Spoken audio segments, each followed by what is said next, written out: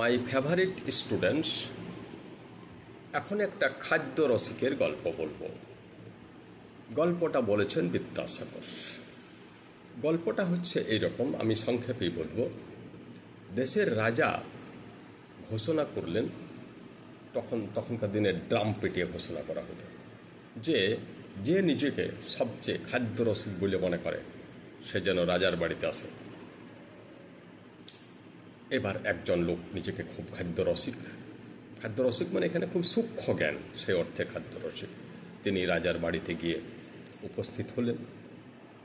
রাজা সবচেয়ে মূল্যবান জিনিস, সবজি, মাছ, মাংস, নানান ধরনের মিষ্টান্ন দ্রব্য, রসগোল্লা, তখনকার দিনে যেসব আপ টু ডেট মিষ্টি পাওয়া যেত খাদ্য সব জোগাড় করলেন এবং রান্না হয়ে গেল।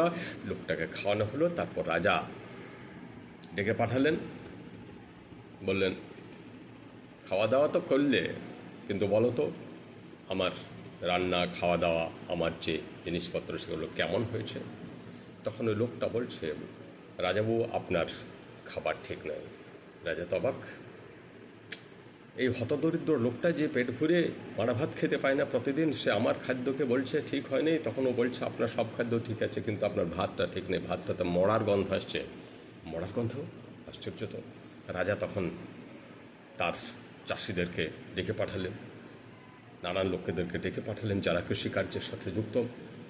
কেউ তো কিছু বলতে পারছে না। তারপর একটা শ্রমিক এসে বললে, রাজাবাবু আসলে এই ধানটা, এই চালের যেখানে ধান মাঠ আছে না, সেই তার পাশে একটা শ্মশান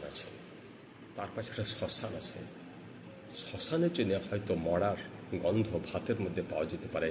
সবাই তো বুঝতে পারবে না, কারণ কিন্তু উনি খাদ্য রসিক, উনি হয়তো বুঝে ফেলেছেন। এটা খাদ্য রসিকের গল্প। এর সাথে আরেকটা হচ্ছে যে শয়ন রসিক। ওই ব্যক্তি আবার শয়ন রসিক।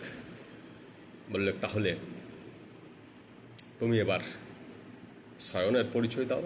তো রাজা তো সেই মানে খুব কমফোর্টেবল, তখনকার দিনে আপ টু ডেট একেবারে গদি তৈরি করে রেখেছেন, একখানা দুখানা একেবারে 7খানা গদির উপরে এবং বালিশের উপরে শুতে দিলেন ব্যক্তিকে। তো ব্যক্তি শুলেন, ঘুমালেন। 1 ঘন্টা পর উঠে এলেন, তখন রাজার কাছে দেখা করতে এলেন। বলছে, রাজাবাবু আমি এবার আসি, আমাকে যা পুরস্কার দেবার দিয়ে দেন। বলছে, ঠিক আছে, তুমি তো কিন্তু তুমি তোমার নিদ্রা কেমন হলো বলো, আমার বিছানার মূল্যায়ন করো। বলছে, আপনার বিছানা ঠিক নেই। সে কি?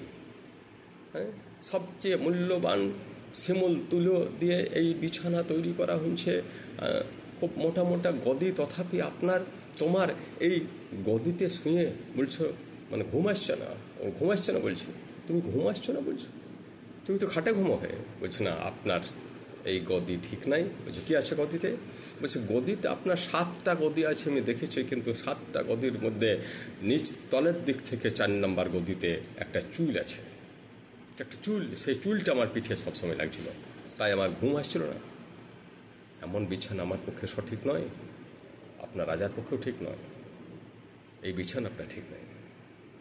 তো গদি তোলা হলো, দেখা গেল হ্যাঁ ওই সেই গদিটাতেই একটা চুল রয়েছে। রাজা ওনাকে খাদ্যরসিক এবং শয়ন রসিক হিসাবে পুরস্কৃত করলেন। নমস্কার।